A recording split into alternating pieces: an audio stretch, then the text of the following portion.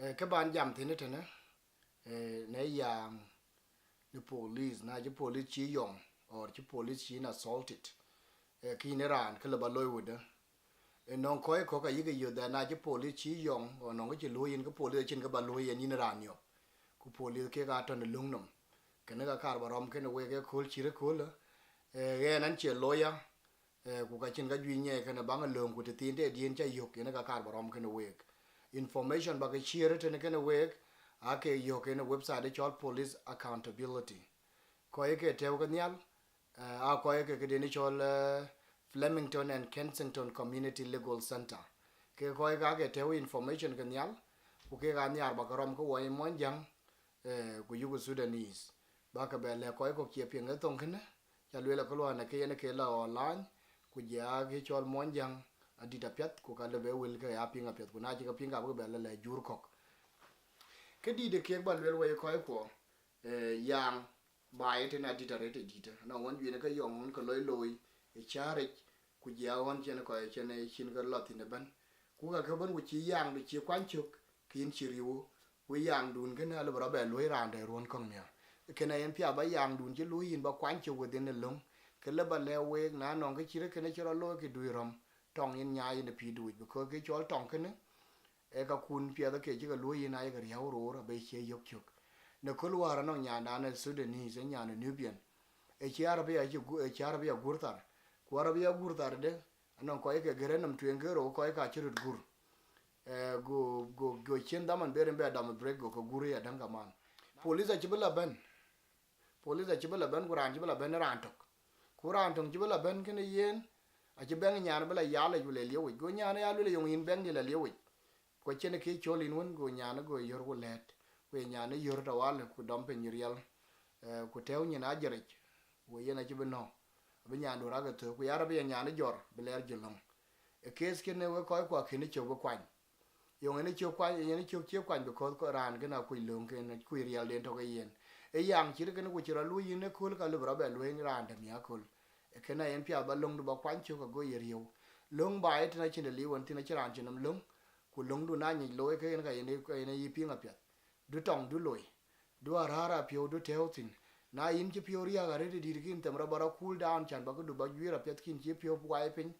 or na no rande be gira pet iran mun chen tong pia le bi ne gira ke cho giranda e ke na bu we du cho pinga pet ku ka be ke chi lu yin kin a be cho lum ke very serious ret yang ne ko cho la chi dira re di ne ka war lo ret ken ku won te re ta won te re cha le lo an ku le la pa na aboriginal te ne ko gi ka aboriginal a yong ke yang chi re yang da ne ke cho African American ba na chen ke yugo loy we ko chen why stand up for each other ke yang abedira ret ku ke le bra loy che ne ku na mi ke yin e ke ne yen wo tem buru ta gil ku bu ko da kum e ke na bo chore ret di te yen ya da no ke chor police assault na che police chi ne ke lu yin police du ramona police e ke ne du chin kong ja yo go e cha ka ba ja ba che le ka la gar pen ke police assault yen ya dan ka mane ko ba ne ba gwel tem ba gar pen but documented because ke chagor aye pinga piata ke chi police government ku chagalut ke ga yela gam yen yela gam police because the chi police recorded them ke ne ko bran ka ga garpen ye na ke lawyer ye ran chol nga ye witness chol nga ku date ku kriye ba ka ka bana very important when you lawyer ro ya denga man lawyer to know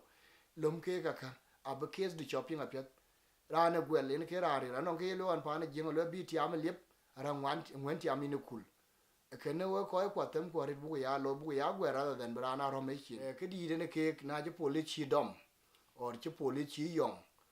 ku ka lo ro de ka ju jarit ku ka bra lo ya rit ka ga ka ko an chiro gol pa na Australia tene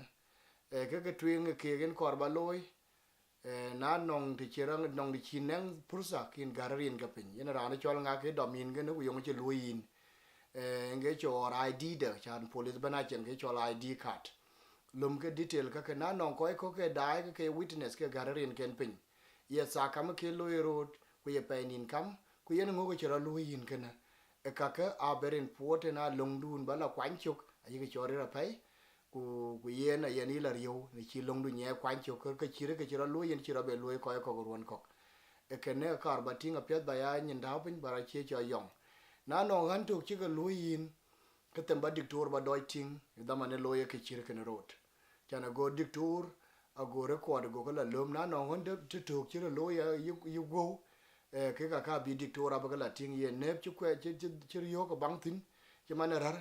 or chimana no ka chiro yo ko bang tin internal ku or ka keyboard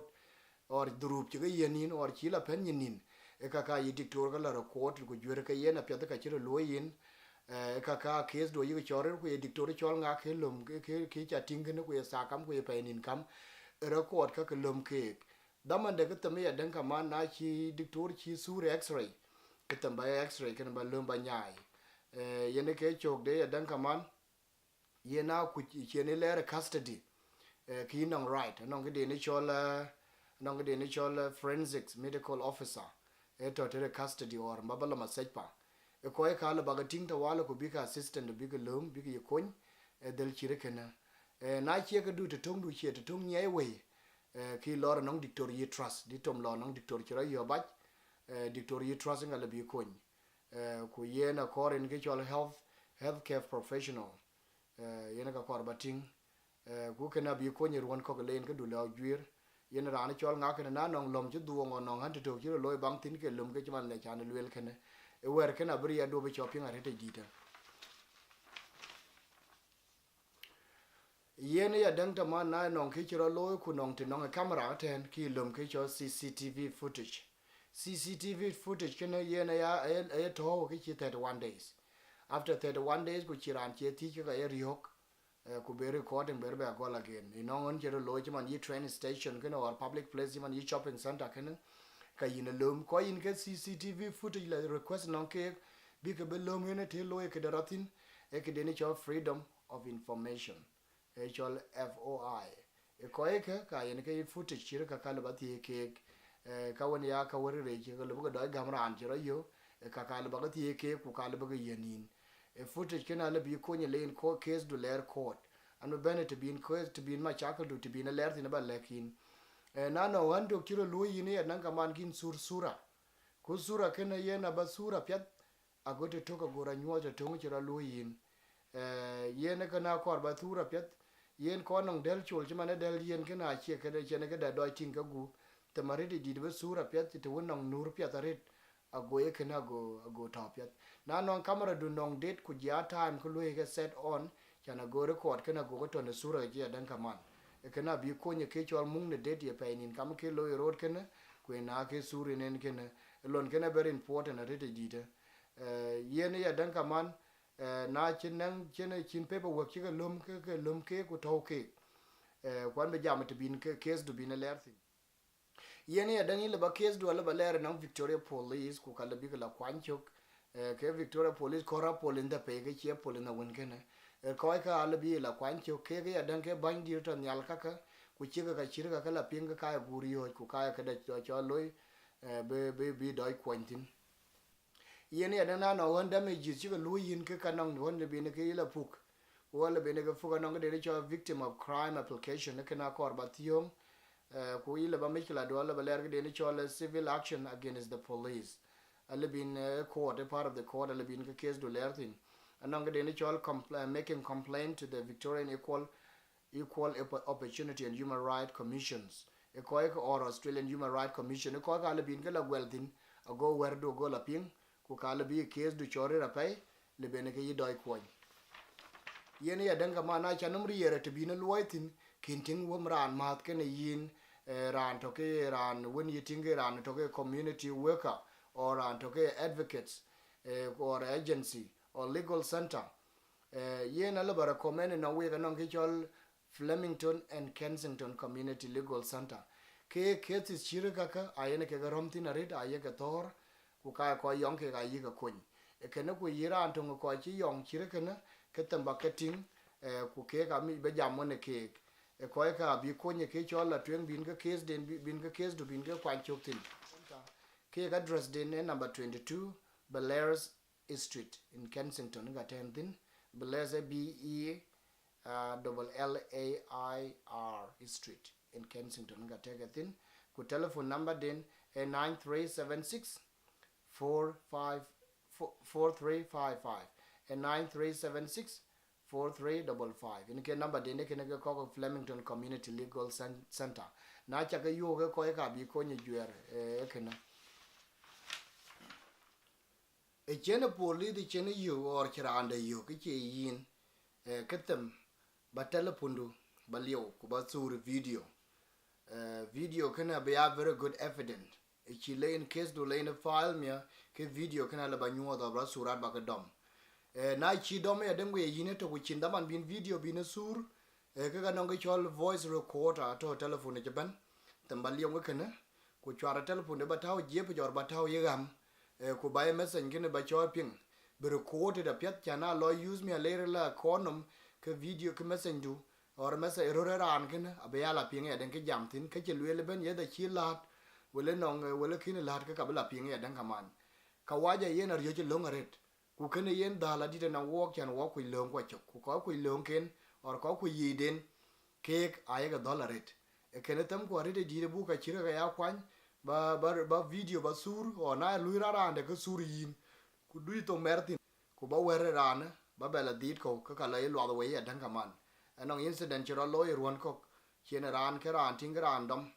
go piori hak rawalo ko ye police la yor ku men o let police e kana chi be a resolved en chene bela kume ya den ran ke na chiro ba marwe ya den ko che support be kum so ke ya kor ba le ke na no ke chiro ke na chiro lu yin ke te mare de dide bara mier we ya mat ku loye de lun bene longa de bene kwancho kes ken wo cha file mi atawale koraran to ke loye pya da rede dide or lore nonge de ni cho Flemington and Kensington Community Legal Center or other community legal centers to legal aid ato already did kana ben work case about kwanchuk na 1971 to 1972 da man kene aborigines ake ga yongaret aboriginal ake yongaret ga chemani yang de na kin coach but yen ga chiga beloy wan kene ake chen ba mar pa ne cho Redfern in New South Wales ku yen yike group ka to ga youth ke chabab yigi changa lati very simple ri chene ka be yo ke ko non ko we ka ore ga yo ke ko ni kan ko ju ke ga ke mi su school a police bi ala police station ko le ga tinga la police ja la bi ke la yo ko le bana la kana aboriginal la ke do ma tele ka pe nya ki ga no ku jor ka la ko ma je ke kana ki ko ga man go ke cases ga go ke documented na one ke jor ke school ku ran to ke dean of faculty ran to ke dean of law Victoria kada de chone University of New South Wales lo chwere ke wara gek pinyen dom ku la kwen ke ki 1 week after chin ga kwen 1 week ki wo bi jam ke ni na le ga ben one after 1 week ku bo lo ga yong cha yo go ra lo an pio do ko ka cha ga yo te na che ka le ba ga man chi go lo go lo le yen de to ka chin ga cha tin bar go na walk so chi bi yo bi changa la very simple la chi chokret ku just slippers ku bi to al go ben na mi ja la ne hodi ke na lega la station ku je tingra an ka loy police go pioria ku ye kor rajor go yo ka ja e kene wan ke na bu la ben twing lo yo bu ko loy go lo yen ko bu ko loy wo be ke chola Aboriginal Community Legal Center bu ko liyo to bene ke mi to ke loye so mi to ke mi ko sukul ku lo ka bene ke bi ya pi bene ke lo den gol choktin bi ke ya volunteering loy ku bi ko ko chira ka bi ke ya ko na no ke chira loy ran ke kes ke bi ya refer bi ke ya le twing e kene yena chibi ya formation ke chola Aboriginal Community Legal Center panacho Redfern in New South Wales Sydney so now the chira form ya tawale ka kunum kene rani cholo gov with la monchen ben ya 1972 ke prime minister actually near that idea go nationalize later ben Australia wide ben kene mana ya yo no ke chola no ke chol community legal aid ya yo yene ke te bi idea tin idea se ben ko ya jo ay mar ko kur or colleague ku ke rawo pinga be ya wadi da rete dite so ke ya korba lele ke na ja yidu nye kwanchok ke resources shirka ka albu ko use pero waga tamba eten ku ben ko wanye kiri na mapya ke korara an be ke ni community leader yiteme den community leaders ha information ju ja yi ka yi ja ko ja che kan rom gane ko ja ku yo ngen ke lo ya but no ngen ti ayo en banye bai e ka ni ke ga rom gane ko ke agun ko ke dit ago ko ke ben ya le den ka man ko ka rier kenenge ke le batin barom ke we ke chol bagwel we nang police or bagwel ba police bagwel chene police chene yong go police go yenak ke na to ya yene ya dang we ramti video ke na lore na we na no ke chira lu yin itamba longa kwanchok non ko ya gere ke chenim license le ba le we ke no wer ke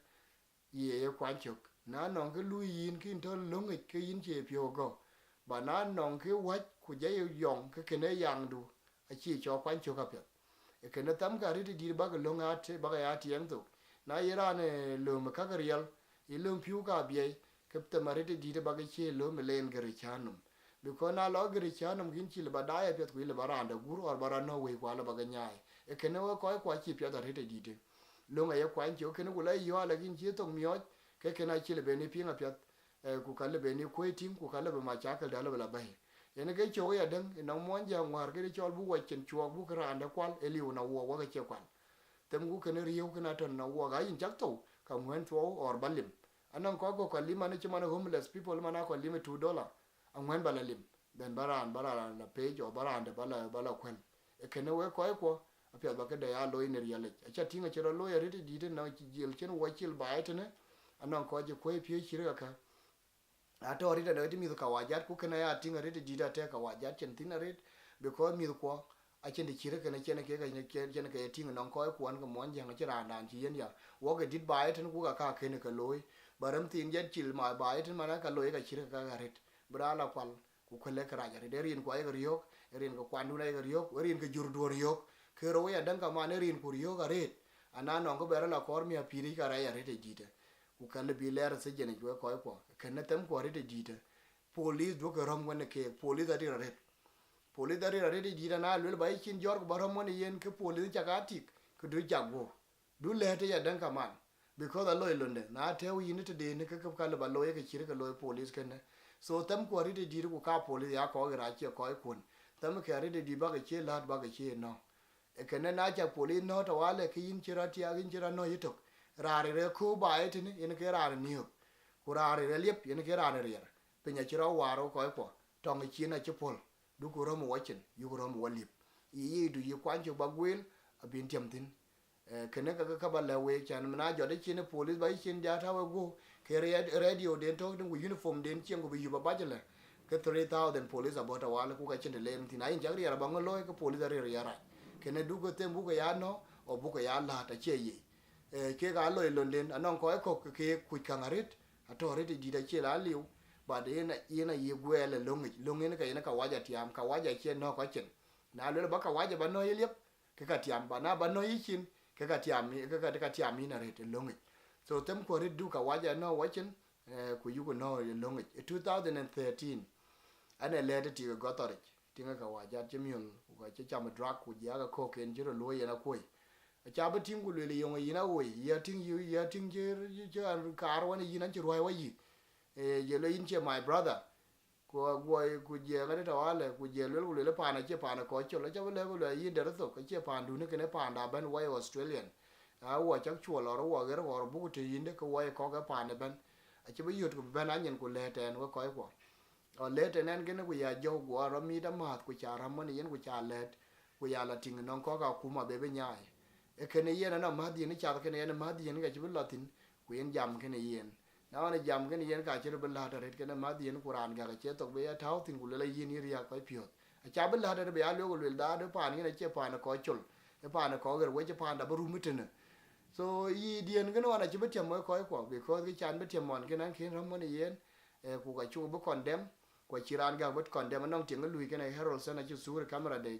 kule taw newspaper ko ga de website den ko a chi betul ga di de chero ba ti to ga chi lo across the world and also Australia ban ke yana ke chir ke ne lele te chiro nye handle tin kwan chi pyo mier chan chiro lu yen ku na lu ra ran chu dawan e chi ya ko kol pe ye ko le so tem ko rit bu wa chen do chi bar ku bu lem da chi do cho lu yi cho professional riwo road riwo community do e kenne yana ka ben war yo ba etne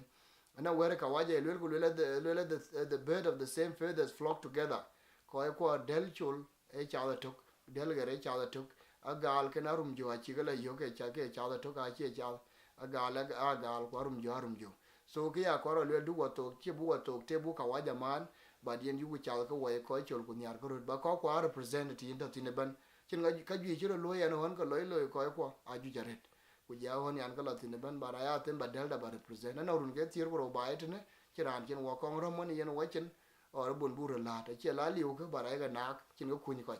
so tam go ribu wa pyo choilir chi la pan pe le la ba ko ro ke ro lu la wule chema joyitin yen wule yen ka ju ja ye yong rit bana wun ga chir lu yin so tam ku ni ku wa be rong de pe ku kana ben wo ba ne tiam ka ga ko ba le we gan yar ko rit ku ga ye lu la ran be ne ya den rande ka pia yu ga loy a wa cha mit pia da rit ran chol ma jang da war chen ben yal ke polo kura kana chi wo be choy proud and it look our brother e ben on ke loy ma ne chol ma ne nong da lu mcg te ne polo kura ene chol ma jak ka le ke se ya ne ma jak ne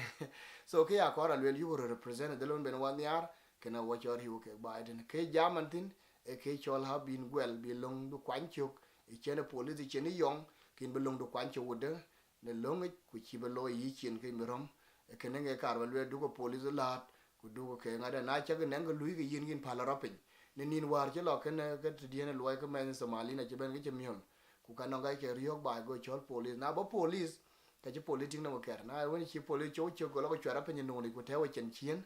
ku dom police a ken be no cha ne chen nye lo ya pe ba na che lo ke yer ke na police de chi police no police a ko no ke ba le we yen ya dan ga ban police a no ri di ta re ta ke chen me gloves wa no de cho yo le pe ye ta ko ni ku ben ke ke go na me gur na be nyet ber ya ga bang tin ka ka re bila lo ke ko mi yo lo da man da bi la nor won ko du ru cho lo da ka ro ba ite ne na chi pire nwa nor cha tinga pire pa na chi ya ka pa da na junu ba dia ka pet ile ba dia ke la pire ti nor cha ka kenya won ko family le bi support duro cho lo da ro ka ke lo ke we ko tem ku bu lo ko ya kwan chuk duran de cho lu ke ra ke dal ku be jal ke ne yen ke chi kwan chuk ka be la lu ran da mi akul ku ke ne yen a ye cho dal na wo ko we mon jang ku ka man ko man dal